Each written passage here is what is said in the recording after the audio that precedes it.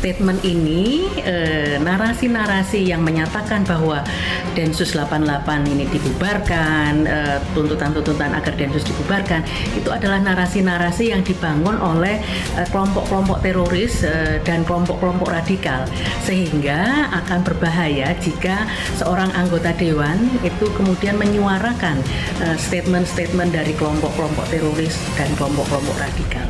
Kalau keinginan membubarkan Densus 88 sering datang dari kelompok teroris atau radikal, maka Fadly Zon yang juga meminta Densus 88 bubar disebut apa?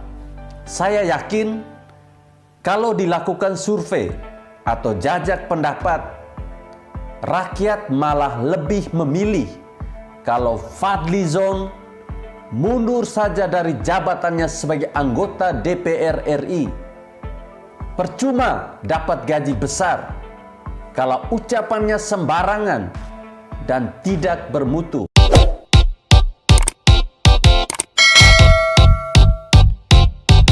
Fadly Zon kembali tampil menggebrak dengan narasi yang tidak bermutu. Entah ada angin apa, Fadly Zon meminta Densus 88 dibubarkan. Dia mengatakan perubahan dunia membuat Densus sebaiknya dibubarkan. Kata Fadly Zon, narasi semacam ini tidak akan dipercaya rakyat lagi. Berbau Islamfobia. Dunia sudah berubah. Sebaiknya Densus 88 ini dibubarkan saja. Selain itu, Fadly mengatakan teroris memang harus tetap diberantas. Dia meminta jangan sampai teroris justru dijadikan komoditas. Orang seperti Fadly Zon memang dari dulu tidak pernah menjaga etika dalam membuat statement. Orang ini tidak ada manfaatnya. Nyinyir tapi ngaku kritik.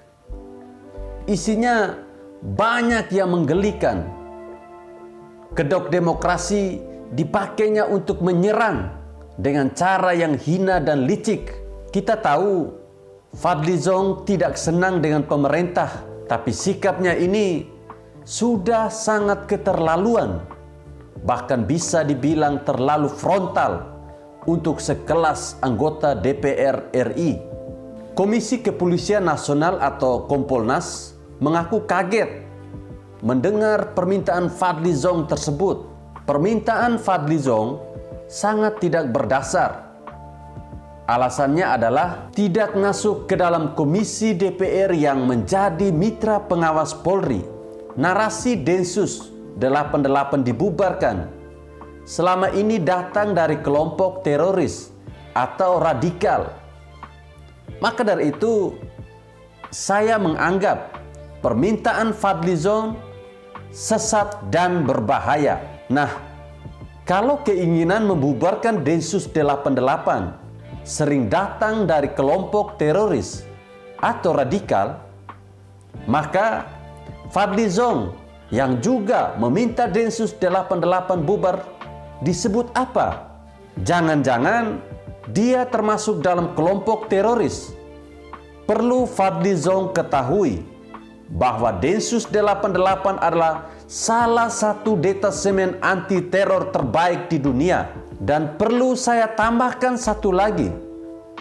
Kalau Fadly Zon adalah salah satu anggota dewan yang paling bising dan rebel dengan cuitan yang tidak bermutu, seolah-olah dia itu sudah paling hebat sedunia.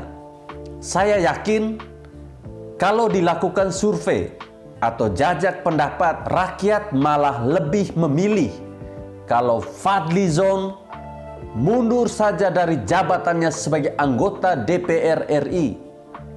Percuma dapat gaji besar kalau ucapannya sembarangan dan tidak bermutu. Di negara ini banyak sekali politisi-politisi yang bisa dikatakan tidak beradab, baik dalam tutur kata, cuitan di media sosial, maupun perilaku.